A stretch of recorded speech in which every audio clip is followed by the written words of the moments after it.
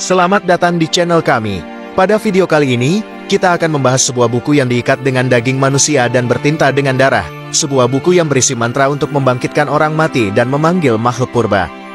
Necronomicon.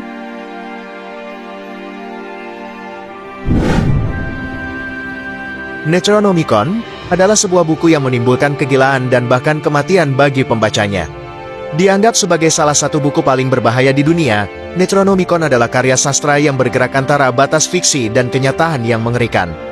Dikatakan bahwa karena salinan ini benar, orang-orang yang berani membaca Necronomicon dan mempelajari ramalan, mantra, dan penilaian yang terkandung di dalamnya, seringkali jatuh ke dalam kegilaan atau kematian. Mengikuti keyakinan bahwa buku ini benar adanya, ada orang yang mengklaim bahwa semua salinan asli dari judul tersebut disimpan di perpustakaan, atau dijadikan koleksi yang sangat pribadi. Banyak pembaca novel gotik dan teror yang sangat tertarik oleh kisah ini, kisah yang menceritakan bagian sejarah, dari contoh biografi yang mampu menghubungkan dunia yang kita kenal, dengan dunia sebelumnya dan supranatural. Necronomicon sangat mirip dengan film Evil Dead, mudah untuk berasumsi bahwa itu adalah ciptaan Raimi dan kolaboratornya. Meski menambah pengetahuan, ide buku itu sendiri awalnya dicetuskan oleh penulis horor Lovecraft hampir 1 abad yang lalu. Lovecraft pertama kali menyebutkannya dalam cerita pendeknya tahun 1924, The Hound, dan dia mengemukakan sejarah yang mengerikan untuk Book of the Dead. Menurut pengetahuan Lovecraft, Necronomicon ditulis berabad-abad yang lalu oleh Abdul Alhazred. Alhazred memuja 2 dewa lama dari cerita Lovecraft, Cthulhu dan Yog-Sothoth, dan Alhazred lah yang menyusun sejarah komprehensif dewa-dewa lama yang pernah menguasai dunia kita.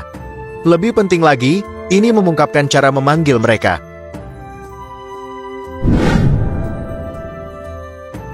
Catatan Lovecraft begitu meyakinkan sehingga banyak pembacanya berasumsi bahwa Necronomicon adalah buku asli. Dan sejak itu judul tersebut menjadi judul yang umum digunakan untuk buku-buku sihir terlarang.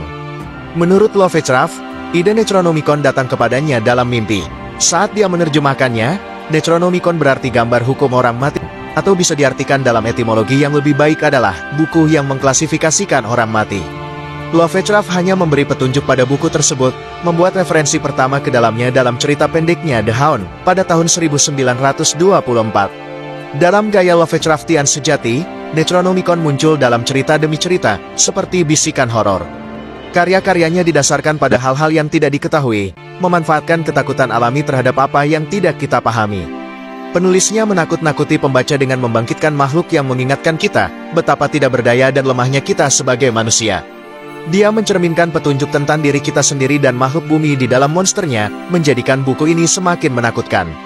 Namun, Lovecraft berulang kali menegaskan bahwa buku dan nama yang digunakan dalam novelnya adalah fiktif, dan dia sendiri yang menciptakannya.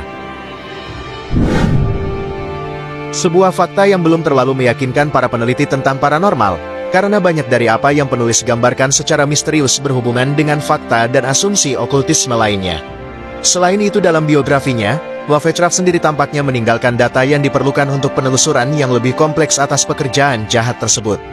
Berkat catatan ini, dapat membuat peta yang ditujukan kepada penulis asli Necronomicon yang sebenarnya, bukan novelisasi Amerika. Abdul Alhazred dan catatan terkait lainnya ditemukan diciptakan oleh astrolog Abu Ali Al-Hasan atau oleh mistikus Yahudi Al-Hasan ben Joseph. Buku itu panjangnya lebih dari 1000 halaman, dan tidak ada salinan diketahui yang masih ada. Materi setan seperti itu, hingga hari ini tetap menjadi misteri. Setelah kematian Lovecraft pada tahun 1937, teman dekat dan penulisnya August Derleth melanjutkan warisan Lovecraft dengan kontribusinya pada Cthulhu Mythos. Derleth menggabungkan imajinasinya sendiri dengan imajinasi Lovecraft. Dia merujuk pada buku itu, dan menjaga sisi mistisnya tetap hidup. Ide buku menakutkan ini juga mendorong terciptanya Necronomicon Press, sebuah penerbit kecil yang berbasis di Rhode Island.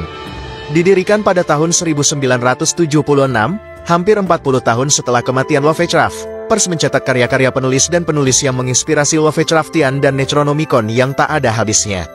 Penulis horor terkenal Neil Gaiman memasukkan petunjuk tentang Necronomicon dalam banyak karyanya, dan berkolaborasi dengan Terry Pratchett untuk menciptakan Necrotelicomicon. Seperti namanya, ini adalah buku untuk orang mati. Dalam bahasa Latin disebut Liber Paginarum Fulvarum, yang diterjemahkan menjadi Kitab Halaman Kuning. Penghormatan kepada Lovecraft ini dimaksudkan untuk memanggil setan yang mengerikan dan makhluk gelap lainnya, dan ditampilkan dalam berbagai karya Gaiman dan Pratchett. Keduanya menciptakan lingkaran Lovecraftian mereka sendiri dengan penghormatan lucu mereka terhadap aslinya. Bisa dikatakan, Lovecraft meneburkan batas antara karya nyata dan fiksi, dan berbagai hubungan terhadap Necronomicon dalam fiksi telah menyebabkan keyakinan di antara beberapa orang, bahwa ada salinan asli dari buku yang mengerikan tersebut. Beberapa penulis memanfaatkan keyakinan ini, mencetak Necronomicons mereka sendiri untuk memenuhi permintaan. Versi yang paling banyak dibaca ditulis oleh Simon. Ini pertama kali diterbitkan oleh Magical Childe, salah satu tokoh ilmu gaib paling terkenal di New York, pada tahun 1977 dalam edisi mewah bersampul kulit.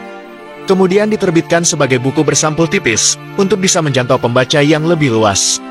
Necronomicon versi Simon diklaim sebagai Grimoire Sumeria, yang diterjemahkan dari manuskrip Yunani.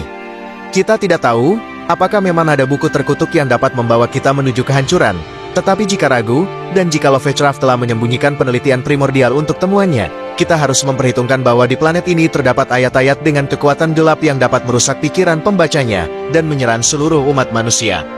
Secara keseluruhan, Necronomicon tetap menjadi karya yang menarik, dan berpengaruh di dunia sastra horor juga fantasi, menginspirasi karya fiksi yang tak terhitung jumlahnya, juga berfungsi sebagai simbol pengetahuan dunia lain, serta rahasia terlarang. Necronomicon dan Kitab Al-Azif, keduanya adalah buku fiksi, dikarang oleh penulis horor dan fantasi, memiliki beberapa kesamaan tetapi juga memiliki perbedaan yang mencolok.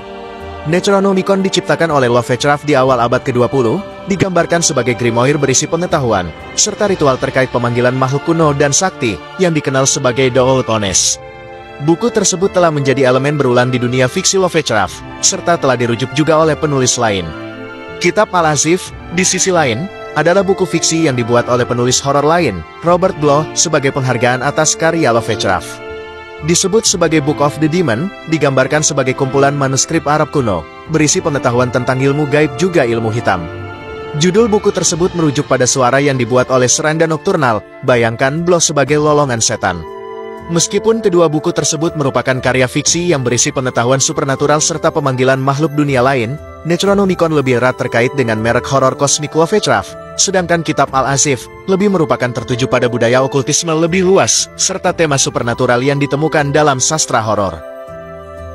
Necronomicon tidak hanya sebuah buku mistis, tetapi juga sebuah karya fiksi yang menciptakan dunia gelap dan misterius. Dalam perjalanan membaca buku ini, kita dihadapkan pada kisah-kisah yang mengeksplorasi ketakutan dan ketidakmengertian manusia terhadap hal-hal yang tak bisa dipahami. Meskipun keberadaan fisik Necronomicon mungkin hanya mitos, warisan dan pengaruhnya terus terasa dalam dunia sastra horor dan budaya populer. Dengan keunikan narasinya, buku ini berhasil menciptakan aura yang mendalam dan mengundang penasaran, membuat kita terus merenung tentang batas antara realitas dan imajinasi gelap yang dihadirkan oleh kejeniusan pengarangnya. Lovecraft. Terima kasih sudah menyaksikan video ini. Sampai jumpa di video berikutnya.